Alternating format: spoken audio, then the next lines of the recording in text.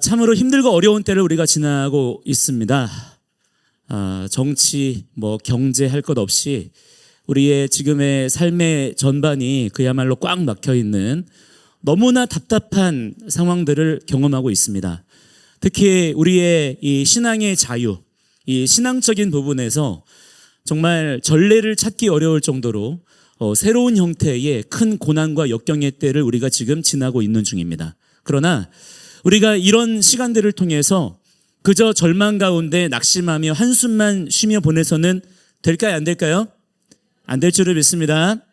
원래 우리 그리스도인들의 진가는 편안할 때가 아니라 이럴 때, 이런 고난의 때에 핍박이 있을 때에 더 분명하게 나타나는 것인 줄을 믿습니다. 우리 믿는 자들이 이러한 고난의 때에 더욱 영적 리더십을 발휘해야 되는 것이죠. 우리는 이미 이겨놓고 싸우는 거 아시죠?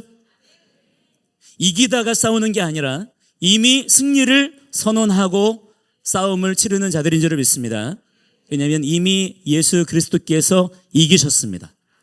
부활의 승리를 통해서 모든 죄와 사망의 권세를 이기셨습니다.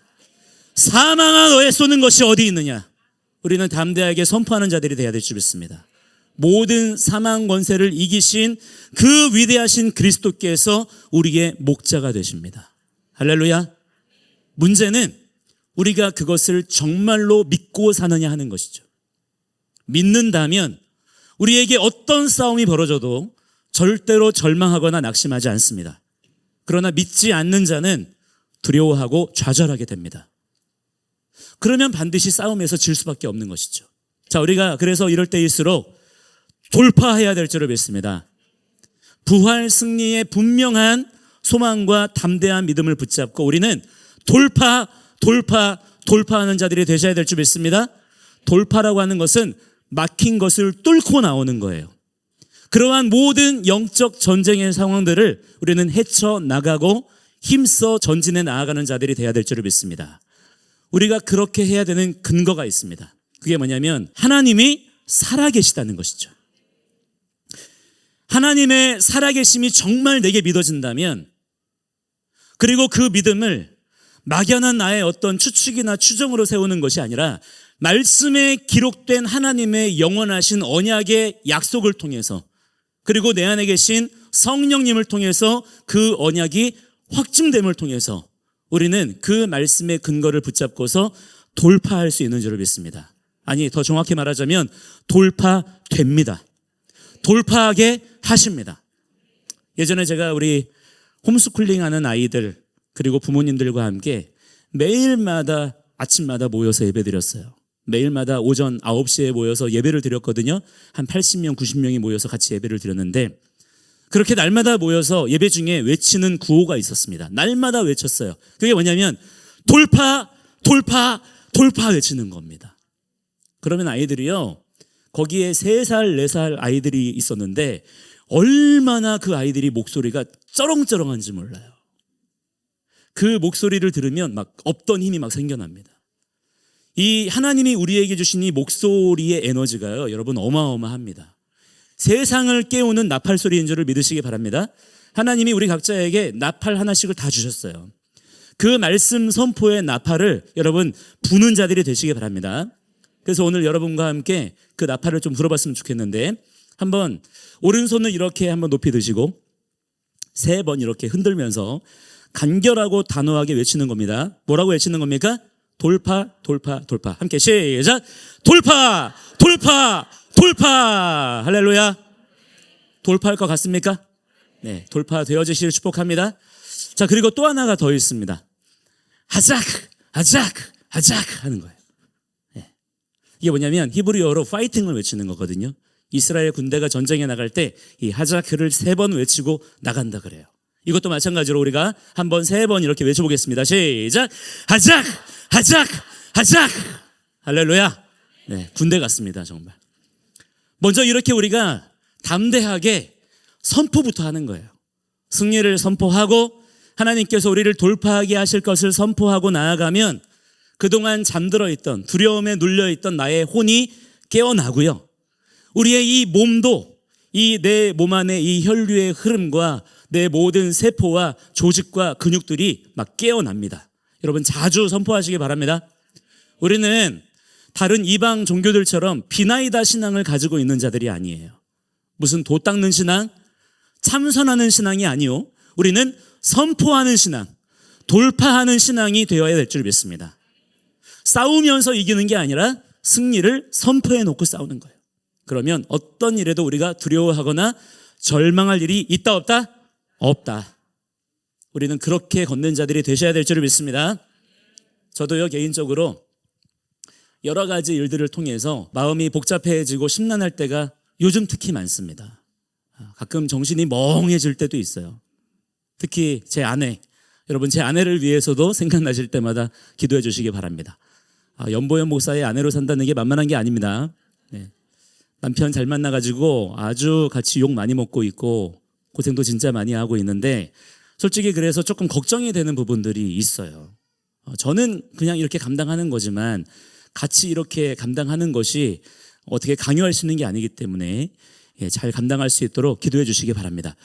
주로 느끼게 되는 감정은 뭐냐면 두려움이에요. 그런데 계속해서 하나님께서 그때마다 말씀을 통해서 감동을 주시는 것은 뭐냐면 모든 역사는 다 주님의 것이고, 할렐루야, 우리 하나님은 전쟁에 능하신 여호와 믿으십니까? 예. 그래서 우리 생각대로 이렇게 일이 풀리지 않는 것에 대해서 여러분 너무 낙심하지 마시기 바랍니다. 우리 생각대로 되지 않는 것이 정상입니다. 우리는 하나님이 아니에요. 우리는 하나님이 지으신 피조물입니다. 그래서 어떤 일이 이렇게 가다가 막힐 때에는 당황하거나 두려워할 것이 아니라 하나님을 쳐다보면 됩니다. 하나님, 이것은 무엇입니까? 하나님, 어떤 일을 행하시려고 하시는 것입니까? 이 상황 가운데 내가 무엇을 해야 되겠습니까? 묻고 따라가는 것이 우리가 할 일이지 낙심하고 판단하고 결정하는 것이 우리의 역할이 아니더라고요. 의지적으로 여러분의 그러한 혼적 감각을 깨우시기 바랍니다. 잠깐은 우리가 세상 가운데 이렇게 되어지는 일들을 바라보면서 실망할 수 있어요. 그러나 우리의 영과 혼과 육을 깨워서 정말 믿음으로 바라봐야 될 것은 여전히 우리 주님 살아 계십니다. 영원히 살아 계시는 분이십니다. 이 믿음 우리가 붙잡아야 돼요. 우리 주변에 아무도 이 사실을 믿지 않는다 그래도, 심지어 모든 인류가 아무도 거기에 동의하지 않는다 그래도, 아니야, 하나님 안 살아 계셔, 하나님 죽으셨어, 모든 사람이 다 그렇게 얘기한다 그래도 그것과는 전혀 상관없이 하나님은 홀로 살아계신 분이십니다. 그 믿음을 딱 붙잡고 나니까 절망과 두려움 가운데서도 돌파할 수 있는 용기를 계속해서 다시 공급해 주시는 거예요. 그래서 오늘 여러분께도 그 이야기를 드리고자 합니다. 여러분도 같이 돌파해야 될 줄을 믿습니다. 하나님께서 우리가 돌파하기를 원하신다고 말씀하십니다. 그렇게 함께 일어나는 저와 여러분이 되기를 소망합니다. 우리가 흔히 말하기를 뭐라고 말합니까? 날이 갈수록 세상이 좋아져요, 악해져요? 악해져 간다 라고 말합니다. 맞습니다. 정말 그렇습니다. 악해져도 보통 악해지는 게 아니에요. 아주 충격적일 정도로 악한, 완전히 이제는 사람들의 양심이 썩어져 버린 것 같은 그런 세상이 되어버렸습니다. 가끔 뉴스에서 나오는 소식들을 보면 요즘에는 무슨 영화 보는 것 같아요. 사람들이 영화를 너무 봐서 그런가 싶을 정도로 도대체가 감당할 수가 없는 그런 수준으로 세상이 점점 더 악해져 가고 있는 것을 보게 됩니다.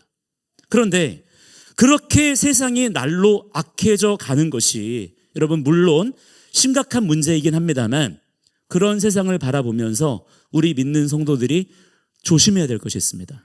그것이 뭐냐면 세상이 그렇게 악해지는 것을 바라보다가 우리까지도 낙심하게 되고 시험에 들게 되는 거예요. 악한 자를 보고 원망하고 탄식하다가 내 믿음마저도 빼앗기게 되는 거죠.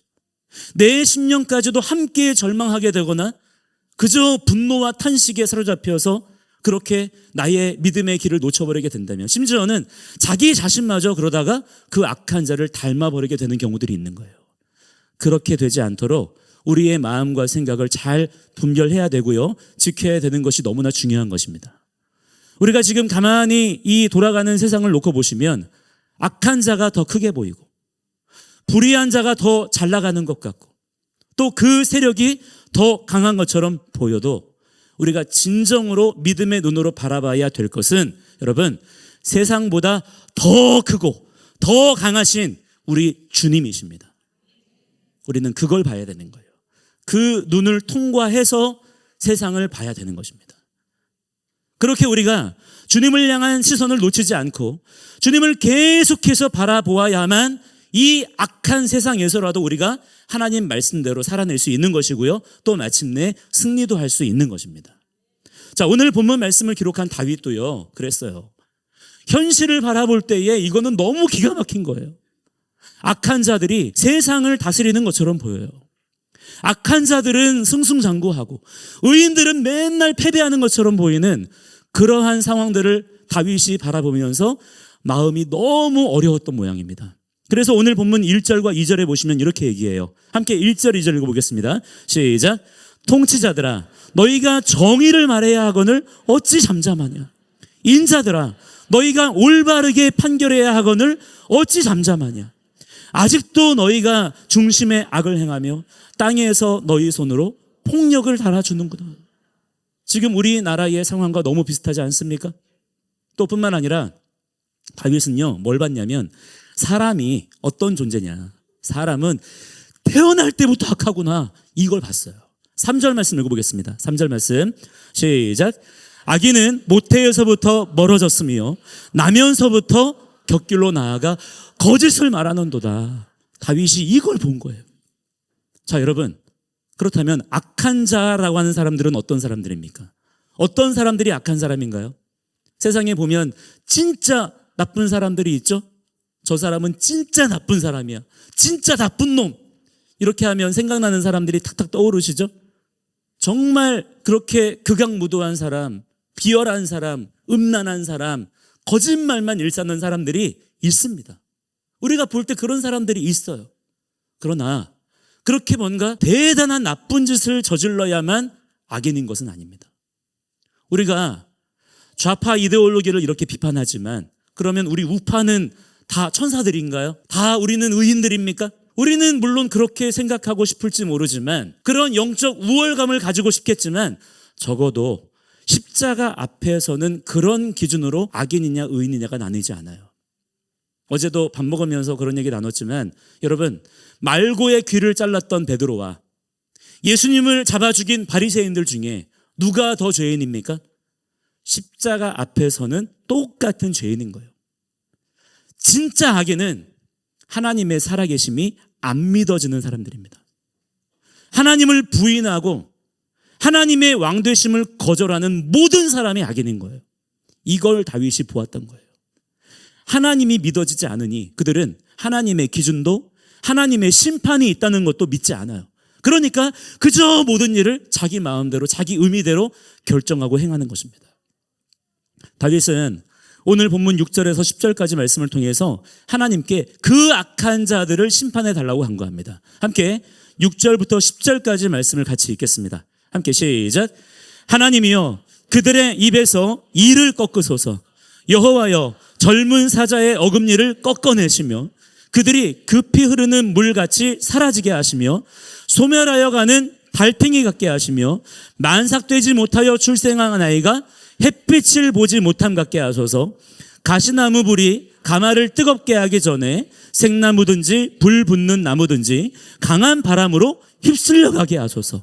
의인이 악인의 보복당함을 보고 기뻐하며 그의 발을 악인의 피에 씻으리로다. 아멘, 아멘. 얼마나 구체적이고 또 그만큼 간절한 탄원의 기도인지 모릅니다. 그러나 의인들이 이렇게 기도할지라도 악한 자들에게는 이런 말들이요, 그저 우스울 뿐이죠. 왜냐하면 그들은 애초에 하나님의 살아계심을 믿어야 안 믿어요? 안 믿는 거예요. 하나님이 살아계심도 믿지 않고, 그러니 하나님의 통치, 하나님의 심판도 전혀 믿지 않는 자들이기 때문입니다. 그리고 실제로도 무슨 심판이 그들에게 일어나기는커녕 오히려 그 악한 자들에게로 힘과 권세가 더 모여드는 것 같고 그들이 계획한 일들은 다 그대로 되는 것처럼 그렇게 보이는 거예요. 지금 우리 상황도 그렇잖아요. 그러니 얼마나 그들의 마음이 교만해지겠고 완고해지겠습니까? 그런 자들이 세상을 다스리고 있으니 세상이 지옥처럼 되는 것이 당연한 것이죠. 그러나 그런 상황들을 바라보면서 우리가 두려워하며 낙심만 할 일이 절대 아님을 알아야 된다는 것입니다. 세상이 이렇게 악해져 가고 있지만 그럼에도 불구하고 여전히 하나님이 계시다는 거예요. 할렐루야. 세상의 진정한 통치자는 누구입니까? 하나님이시다. 그렇게 믿는 사람들이 있다는 것을 우리가 또한 알아야 될 줄을 믿습니다. 세상에요, 악한 자들이 많아요. 악한 자들이 훨씬 많지만 반면에 하나님을 믿고 그 말씀대로 오늘도 순복하며 살아갈 줄 아는 의인들, 선한 사람들 또한 이 시대 가운데에도 남겨져 있다는 것을 알아야 됩니다. 다윗이 그 대표적인 사람 중에 한 사람이었잖아요. 다윗은 자기가 지금 바라보는 이 세상이 그야말로 온통 악한 것들 뿐이지만 그러나 낙심하거나 절망하지 않고요, 오히려 더욱 믿음 위에 굳건히 서 있었던 사람이었어요. 이것이 얼마나 놀라운 일인지, 또 이것이 얼마나 놀라운 축복이며 또 위대한 능력인지를 우리가 먼저 알아야 합니다. 왜냐하면 이것이 곧 우리들의 능력이어야 하고 이미 사실은 성령 안에서 우리에게 부여되어 있는 능력이기 때문이에요. 이 악하고 불신이 가득한 세상 속에서라도 하나님이 믿어지는 것, 여러분 사실은 정상이 아닙니다. 하나님께서 우리에게 놀라운 일을 행하신 줄을 믿으시기 바랍니다. 믿어지는 거예요. 그리고 내가 믿는 그 하나님을 그냥 마음으로만 아멘 하는 것이 아니라 실제 우리의 삶에서 바라보며 사는 것입니다. 이거는 기적입니다. 우리의 본성으로는 절대 그럴 수가 없는 거예요. 이 악한 세상에서, 세상 전체의 흐름이 이렇게 악해져가는 흐름 속에서 하나님 말씀으로 의롭게 살기 위해 분투하는 거예요. 그것이 바로 믿음의 기적임을, 그리고 영적 돌파에 흔들리지 않는 근거임을 우리가 알아야 되는 것입니다. 진실로 하나님이 계시다는 것을 믿는 자는요, 아무리 눈앞에 보이는 세상이 악해져도, 아무리 내가 어려운 일을 만나도 결론이 명확합니다. 언제나 결론은 하나예요. 모든 것은 결국 누구의 뜻대로 이루어진다? 하나님의 뜻대로 이루어진다. 하나님께서 심판하신다. 여러분, 이것이 언제나 결론이에요. 이것이 믿어지면 그 사람은 돌파합니다. 내가 잘나서 돌파하는 게 아니에요. 하나님께서 그 믿음의 사람을 일으켜 세우시며 돌파하게 하십니다. 할렐루야.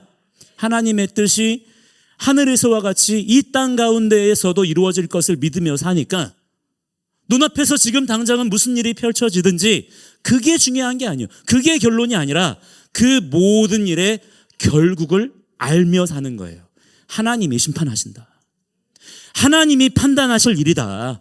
두고 보자. 이 마음가짐을 우리는 가지고 살아야 될 줄을 믿습니다. 보니까요, 결국 사람은 어쩔 수가 없더라고요. 자기가 믿는 대로 살아요. 뭘 아느냐, 뭘 들었냐, 그게 중요한 게 아니라 무엇을 내가 믿음으로 가지고 있느냐에 따라서 그 사람의 행동하는 모든 것들이 달라지더군요. 악한 세상을 믿으면 악한 세상대로 사는 거예요. 그러나 선하신 하나님을 믿으면 하나님의 백성으로 사는 것입니다. 세상을 보는 눈이 완전히 서로 다른 거예요.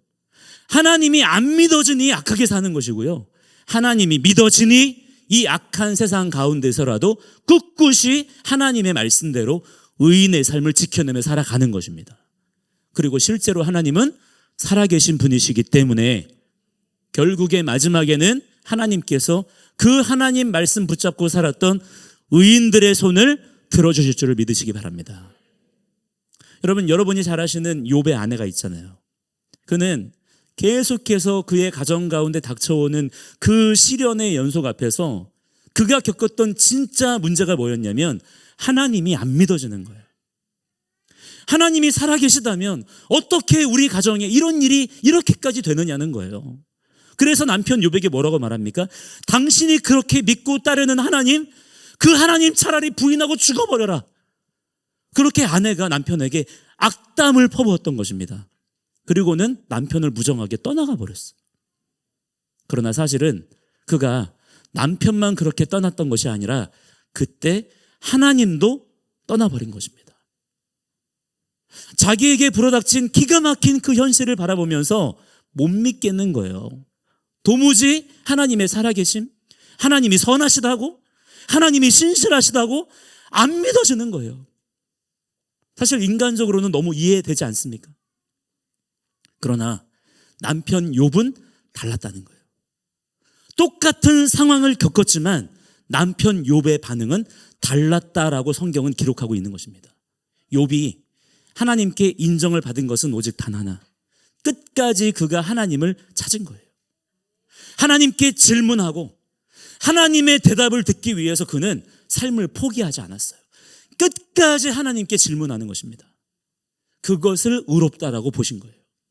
욥은 그 평생에 하나님과 실제적으로 동행하며 살아왔기 때문에 지금 당장 이렇게 자기가 당한 일이 너무 기가 막히고 이 말도 안 되는 상황이긴 하지만 그래서 속으로는 사실 마음에 너무 화도 나요. 너무 실망도 되었지만 그렇다고 해서 자기가 하나님을 없다고 말하거나 하나님을 부인하거나 떠나갈 수는 없는 거예요. 욥에게 있어서 하나님은 그저 자기가 믿는 어떤 종교의 숭배 대상이 아니라 실제로 자기 삶 속에서 언제나 늘 함께 하시며 자기의 삶을 다스리시던 바로 창조주 하나님 그분이었던 거예요. 욥은 평생을 그렇게 살아왔습니다. 그에게는 살아계신 하나님이라는 그분과의 관계가 애매하지 않았어요. 모호하지 않았습니다. 너무나 분명했어요. 왜냐? 늘 말씀의 언약을 붙잡았던 사람이거든요. 그렇게 말씀 붙잡고 한 걸음 한 걸음 그렇게 걸었던 삶이기 때문입니다. 그러니 욥이나 욥의 아내나 둘이 서로 똑같이 힘든 현실을 겪었지만 욥의 아내는 떠나갔어요. 하지만 욥은 하나님은 살아계신 분이시고 신실하신 분이신데 이러한 일이 벌어진 것은 하나님의 뜻이 있다. 나는 그것을 알고 싶다. 그래서 끊임없이 살아내면서 하나님께 질문하는 거예요. 그 사실 하나가 믿어지니까 그 아내와는 달리 끝까지 하나님 곁을 떠나지 않았다라고 하는 것입니다. 초대교회의 위대한 복음 전도자였던 스데반 집사는 복음을 전하다가 돌에 맞아서 죽게 되었어요. 그러면서도 자기에게 지금 그렇게 무서운 표정으로 돌을 던지고 있는 자들을 축복할 수 있었어요.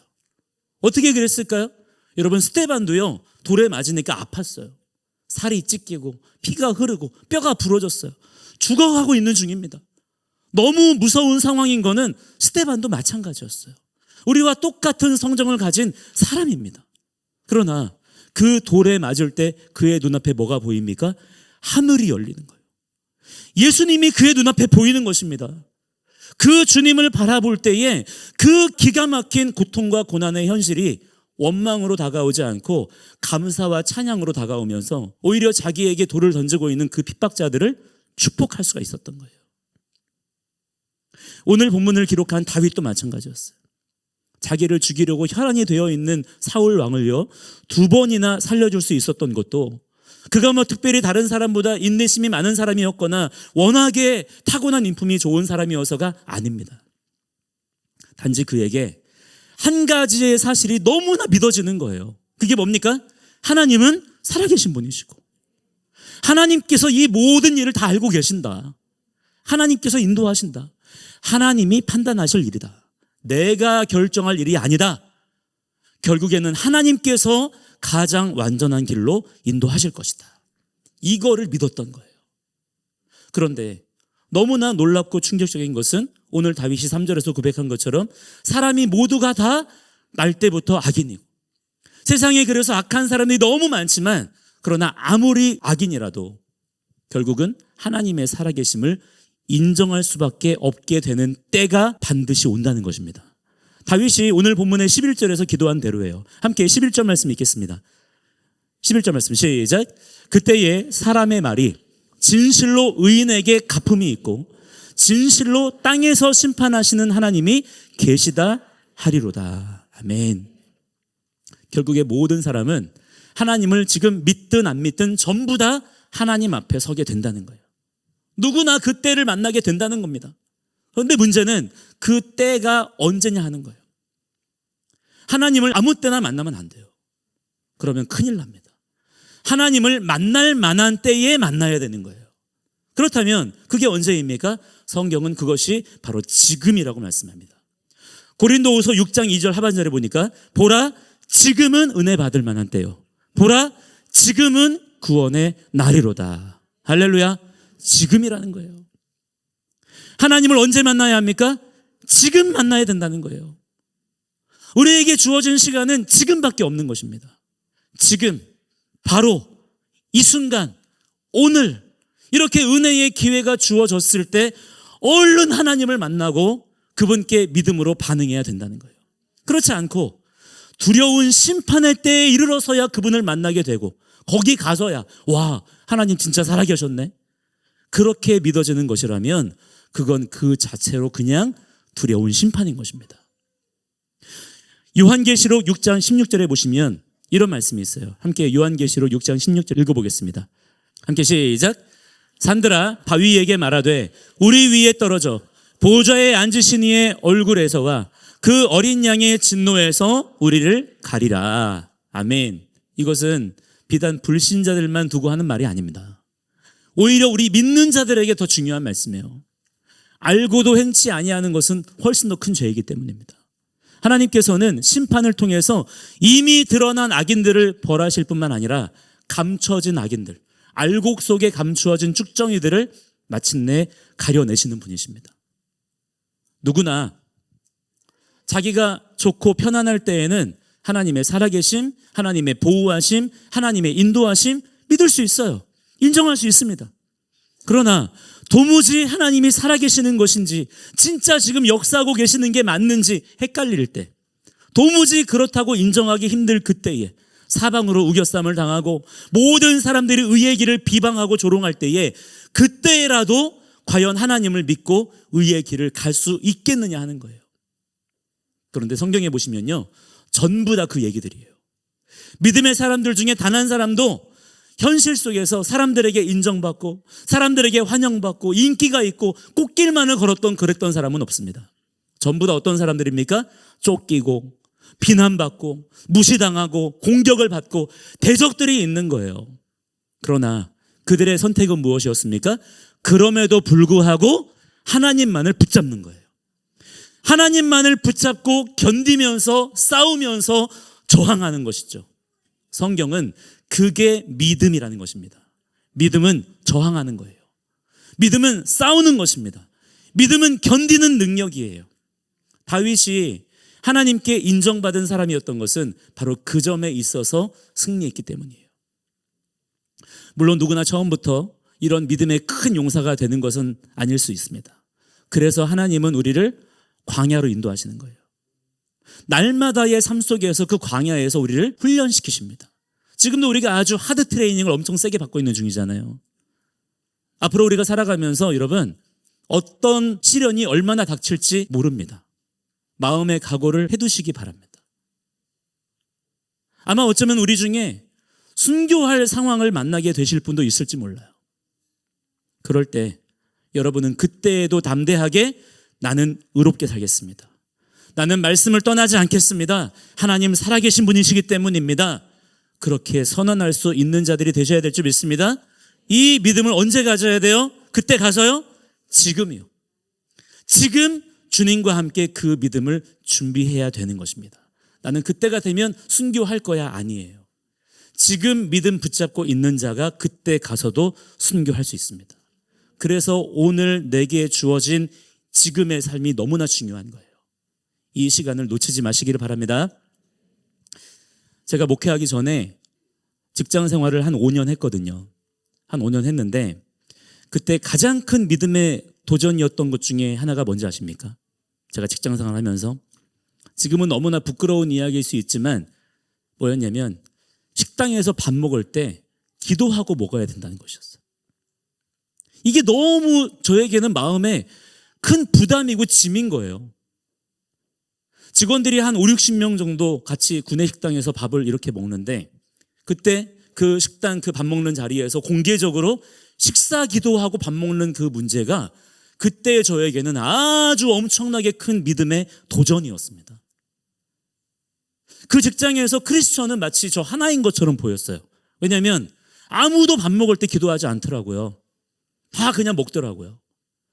그런데 그거는 저도 마찬가지였어요. 다른 사람들도 제가 예수 믿는 사람인지 아마 몰랐을 겁니다. 그러나 제가 제 자신은 알잖아요. 저는 분명히 교회 다닌단 말입니다. 거기다 모태신앙이고요. 아버지가 심지어 목사님이세요. 그 목사님의 심지어 장남이에요. 그러니 아무리 상황이 그래도 당연히 제 믿음의 양심으로는 살아계신 하나님께 밥 먹을 때 뭐 해야 돼요? 감사기도를 드리고 밥을 먹더라도 먹어야 되겠는데, 아니 그런데 주위를 둘러보니까 아무도 그러지를 않는 거예요. 그러니까 그럴 용기가 도무지 제가 나지 않더라는 것입니다. 제가 만약에 그 식당에서 이렇게 기도하고 밥을 먹잖아요. 그러면 마치 사람들이 다 저만 쳐다볼 것 같은 거예요. 뭐 그게 그렇다고 해서 그렇게 뭐 부끄러운 일도 아니고 잘못된 일도 아닌데 괜히 그 상황이 저에게는 부끄럽게 느껴지고 괜히 위축이 되는 것입니다. 결국에 제가 그 5년 직장 생활하는 동안에 식사기도 한 번 하는 일에 대해서 저는 거의 실패하며 살았어요. 간혹 할 때가 있어도 진실한 믿음의 기도라기보다는 형식적인 기도였어요. 주님 아시죠? 아멘. 한 2, 3초 남들이 잠깐 한눈 팔고 있을 때 얼른. 그런데 그 2, 3초가 저에게는 얼마나 또 길게 느껴졌는지 몰라요. 뭐 이런 정도. 여러분 그런 기도가 몇 번이었든 몇십 번이었든 그게 어디 믿음으로 주님께 드린 기도였겠습니까? 그런데 제가 30살 때 예수님을 인격적으로 만나고 난 후로 한 가지 사실이 깨달아졌어요. 그게 뭐냐면 성령님이 내 안에 계시고 이제 내 삶은 주님 거라는 게 믿어지는 거예요. 성령님께서 내 삶을 다스리시고 통치하신다는 그 믿음이 제게 분명해진 뒤로는 그렇게 그동안에 두려웠고 어려움이었던 그 구내식당에서의 그 밥 먹는 식사 기도가 정말 아무 문제가 되지 않았습니다. 오히려 이제는 당연하고 자연스러운 것이 되었어요. 안 하는 게 더 이상하다고 생각이 되었습니다. 밥을 먹으려면 숟가락을 들어야 되는 것처럼 너무 당연하게 주님 감사합니다. 간절하게 고백이 되는 거예요. 밥 먹을 때 기도하고 먹는 거 여러분 우습게 볼 일이 아니에요. 믿음이 아니면 절대 할 수 없는 행동이기도 합니다. 기도하고 밥 먹는 게 무슨 행위입니까? 밥보다 중요한 게 기도라는 거잖아요. 밥 놓고 기도하는 거예요. 기도 안 하면 밥 못 먹는 거예요. 그러니 여러분 밥 먹을 때 기도하는 거 여러분 우습게 생각하지 말아야 됩니다. 반드시 이것을 또한 여러분들이 여러분의 일상의 삶 속에서 해내시기를 바랍니다. 어떤 분들에게는 정말로 아마 지금 그러신 분들이 계실지도 몰라요. 밥 먹을 때 기도하고 먹는 것이 안 되시는 분, 돌파가 안 되시는 분들이 계실 수 있어요. 저도 그랬다니까요. 그렇다면 여러분 그것부터 돌파하셔야 됩니다. 그렇게 작고 사소한 행동일수록 믿음이 없이는 하지 못하는 것임을 우리가 알아야 된다는 거예요. 믿음은 그저 막연하게 응답해 주시겠지, 좋은 날이 오겠지 이렇게 하는 것이 아닙니다. 믿음의 핵심은 하나님의 말씀, 하나님의 약속을 친히 이루어 주실 우리 주 예수님께서 언제나 우리와 함께 하심을 실제적으로 아는 거예요. 주님과의 그 분명하고 친밀한 관계 속에서 그분을 믿고 그분을 기다리는 것, 여러분 이거는 정말 다른 차원의 믿음인 것입니다. 그래서 우리에게 기록된 말씀을 주신 거예요. 그 말씀을 내 안에 두고 늘 입으로 읊조리며 늘 내 생각을 말씀의 언어로 채우며 사는 것이 이 악한 세상을 이기고 지혜롭게 사는 방법인 것을 여러분 깨달으시기 바랍니다. 사람들은 나중에 가서야 알게 될 거예요. 나중에 가서야 진실로 하나님이 살아계신 분이었구나. 나중에 가서야 그렇게 알겠지만 믿음의 사람은 지금처럼 이렇게 악한 자가 득세한 순간에도 지금처럼 이렇게 주위를 둘러볼 때에 선한 것이 아무것도 없는 것처럼 보이는 때일지라도 살아계신 하나님이 바로 지금 나와 우리와 함께하고 계심을 말씀의 은혜를 통해서 그리고 그 말씀의 능력으로 내 안에 살아 역사하시는 성령의 불을 통해서 오늘의 삶을 순종으로 채워가는 자들이어야 될 줄을 믿습니다.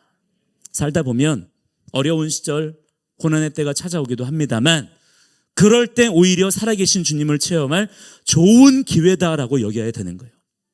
그게 언제예요? 바로 지금이잖아요. 지금 우리는 엄청난 신앙의 핍박과 영적 전쟁이 앞으로도 계속해서 예고되어져 있습니다. 여러분 이 사실을 회피하거나 외면하지 마시기 바랍니다. 당당하게 믿음으로 받아들이시기 바랍니다. 진짜 싸움에 능한 용사들은요 전쟁의 상황을 두려워하지 않습니다. 오히려 진짜 싸움꾼들은 싸움의 순간을 즐긴다 그래요. 왜 그럴까요? 승리에 확신이 있기 때문이라는 거예요. 파도를 넘나드는 윈드 서퍼들 있잖아요. 그들은 남들은 다 도망가는 집채만한 파도가 다가올 때 그 파도를 향하여서 플라스틱 판때기 하나 들고 뛰쳐가는 겁니다. 그들에게는 그 파도가 놀이터인 거예요. 하나님께서 원하시는 것은 세상이 다 악해도, 세상 모든 사람이 다 주님께 등을 돌려도 의인의 삶을 사는 자 한 사람이 세워지는 것입니다. 그러면 나중에 사람들이 다 알게 되는 거예요. 과연 의인이 열매를 맺는구나. 의인이 승리하게 되는 것이구나. 그러면 의인이 누구입니까? 특별히 사람들에게 인정받는 어떤 정의로운 일, 착한 일, 선한 일을 많이 하는 그런 사람이 아니에요. 윤리, 도덕이 기준이 아닌 것입니다. 살아계신 하나님을 믿고 그분을 오늘도 바라보는 가운데 하나님의 역사를 기대하며 날마다 말씀 붙잡고 순종하며 사는 사람이 의인인 거예요. 아브라함이 소돔성을 위해서 기도했어요. 기도할 때 그들의 죄를 용서해달라 기도하지 않았습니다. 악을 고쳐달라 하지도 않았어요. 오직 하나, 하나님 의인이 있어도 멸하시겠습니까? 하나님 의인 10명이 있어도 멸하실 겁니까? 그렇게 기도한 것입니다. 그 당시 고대 근동의 기준으로는 한 성읍을 이루는 최소 단위가 10명이었어요. 그래서 아브라함이 의인 10명까지를 여쭈었던 거예요. 즉 의인의 삶을 통해서 드러나는 하나님의 영광이 있다는 것을 아브라함은 정확하게 알고 기도했던 것입니다. 그 의인들 때문에 도시가, 국가가 살아날 수 있고 움직인다고 하는 것을 아브라함은 그렇게 알았던 거예요. 하나님께 순종하는 사람, 그런 믿음의 사람만 있다면 반드시 그 사람들을 통하여서 하나님의 영광이 온 세상 가운데 드러나게 될 줄을 믿으시기 바랍니다. 이 믿음이 누구에게 있어야 돼요? 바로 나에게, 우리에게 있어야 된다라고 하는 것입니다. 예레미야 5장에 보면 더 기가 막힌 이야기가 있습니다. 10명이 아니에요.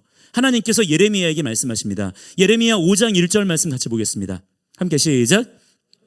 예루살렘 거리로 빨리 다니며 그 넓은 거리에서 찾아보고 알라. 너희가 만일 정의를 행하며 진리를 구하는 자를 한 사람이라도 찾으면 내가 이 성읍을 용서하리라. 뭐라고 말씀하십니까? 한 사람이라도 있으면, 한 사람만 있어도 하나님께서는 예루살렘을 멸하시지 않으시겠다고 말씀하셨다는 거예요. 그만큼 무엇입니까? 세상이 이토록 점점 악해질지라도 그 가운데 우리 그리스도인 한 사람 한 사람이 비록 세상의 기준으로는 보잘것없고 아무 영향력도 없어 보일 수 있지만 각자의 삶의 자리에서 하나님의 살아계심을 정말 믿고 그 하나님의 말씀에 오늘도 순종하며 성령님께 순복하는 것이 나와 가정을 살릴 뿐만 아니라 나라와 민족까지도 살리는 너무나 중요한 일이라는 사실을 여러분 깨닫게 되시기를 바랍니다. 어떤 사람은 그러더라고요. 하나님이 살아계시다는 것을 정말 자기는 도저히 믿을 수가 없겠대요. 무슨 증거로 그것을 믿겠느냐고. 자기가 그래서 하나님을 내가 만약에 보여준다 그러면 한번 믿어보겠대요. 그렇게 말하는 사람들도 있어요. 여러분, 그런데 정말 그들이 하나님 보여주면 믿을까요? 정말 그들에게 하나님이 안 보여서 그들이 안 믿는 거겠습니까? 절대 그렇지가 않다는 것입니다. 내 마음의 편견, 세상 교육을 통해서 내 머리 가득히 채워진 진화론 사상, 유물론 사상, 젠더 이데올로기, 사회주의 사상, 뼛속까지 새겨져 있는 좌파 이데올로기, 온갖 PC주의, 뉴에이지 사상의 그 어두운 그림자가 그들의 눈을 지금 가리고 있는 거예요. 그것들을 말씀의 진리의 빛으로 걷어내고 그냥 보이는 것을 그대로 보기만 하면 하나님의 살아계심을 안 믿는 게 더 어렵습니다. 하늘만 보아도 알 수 있어요. 세상만 바라보아도, 지금 옆에 계신 분의 얼굴만 쳐다보아도, 바이러스와 같은 미생물의 세계만 바라보아도 하나님 진짜 살아계시구나 믿어집니다. 하나님의 살아계심을 증명하고 입증할 만한 증거들은 지금 세상 천지에 널려 있어요. 그걸 못 믿겠다고 하니까 점점 더 세상이 복잡해지고 어려워지는 것이죠. 믿어지면 얼마나 쉬워지는 일인지 몰라요. 인류의 역사를 보더라도 그것을 단지 사람들이 써내려간 것이라고 믿는 것이 더 대단한 믿음인 거예요. 모든 역사의 순간마다 하나님의 손이 개입하시고 하나님께서 지팡이와 막대기로 인도해 가고 계시다는 사실을 너무나 명확하게 알 수 있는 것입니다. 단지 뭡니까? 내 안에 있는 그 망할 고집이 나의 눈을 가리고 있는 거예요. 귀를 막고 있는 것일 뿐입니다. 이것이 하나님의 말씀을 통해서 벗어지고 영안이 뜨이게 되면 그때부터 우리의 삶 가운데 진짜 돌파는 일어날 수밖에 없는 거예요. 자, 말씀을 맺습니다. 우리 주님 다시 오실 줄로 믿습니다. 우리 주님 다시 오시는 날, 그때 어떤 일이 벌어질 거냐? 모든 세상과 만물이 다시 오실 그 주님의 얼굴을 뵙게 될 거예요. 다 보게 될 것입니다. 하나님께서 숨은 자들은 찾아내셔서라도 보게 하실 거예요. 우리 주님은요, 교회 안에 이렇게 숨어 계신 분이 아니십니다. 우리 주님은 기독교만의 종교적인 그런 어떤 숭배 대상이 아니세요. 만왕의 왕이시고 열방의 왕이십니다. 모든 피조 세계의 창조주이십니다. 그게 우리 믿음의 근거예요. 그래서 우리 주님이 다시 오실 때에는 모든 사람이 다 알게 될 것입니다. 야, 정말 하나님이 살아계신 분이구나. 정말 이 세상의 왕은 하나님이 맞구나. 그러나 중요한 것은 그렇게 알게 되는 것은 비참한 일이라는 거예요. 그런 식으로 하나님을 알게 된 사람은요, 사랑의 하나님, 은혜의 하나님은 전혀 알지 못하게 되고요, 오히려 두려운 심판자, 공의의 하나님, 그분의 불꽃 같은 눈동자, 그분의 입에서 나오는 검의 말씀들을 경험하게 될 것입니다.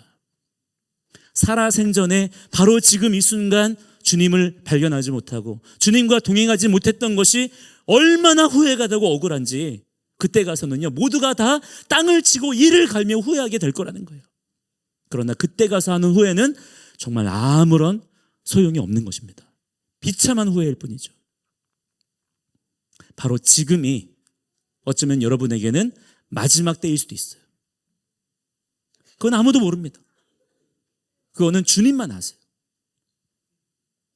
그러니 여러분, 하루를 살아도 오늘이 여러분의 마지막 날인 것 같은 그러한 마음가짐으로 사시기를 바랍니다. 그러면 절대 여러분의 인생을 허비할 수가 없을 거예요. 뭐 안 믿는 사람이야, 오늘이 마지막이다 그러면 하고 싶은 거 다 하고 흥청망청 그렇게 인생을 마구마구 허비하며 살겠죠. 하나님 안 믿으니까. 그러나 하나님이 살아계시다, 이거를 정말 믿는 사람은요, 오늘 나에게 주어진 이 시간이 마지막이다, 주님을 뵙게 될 것이다, 오늘 지금 이 시간이 너무 귀한 것입니다. 낭비할 수가 없는 거예요. 주님 다시 만날 준비를 반드시 하시기를 축복합니다. 특별히 우리 각 가정의 자녀들, 그 자녀들에게 우리 부모님들께서 세례 요한과 같은 사명을 감당해 주셔야 돼요. 세례 요한의 사명이 무엇입니까? 찬양팀 올라와 주시기 바랍니다. 세례 요한의 사명이 무엇인가요?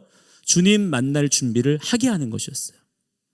이제 우리 자녀들도 성령께서 그 심령을 감동하여 주셔서 주님이 믿어지게 될 은혜의 때가 인생 가운데 언젠가 이르게 될 것입니다.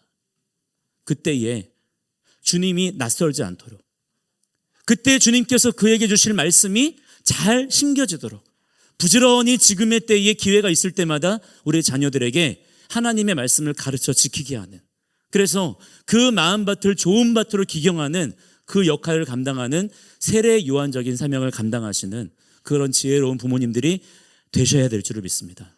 그렇게 세대적인 부흥이 반드시 일어나게 돼야 될 줄 믿습니다. 함께 이 시간에 우리 같이 또 기도하는 시간을 좀 가지려고 하는데요.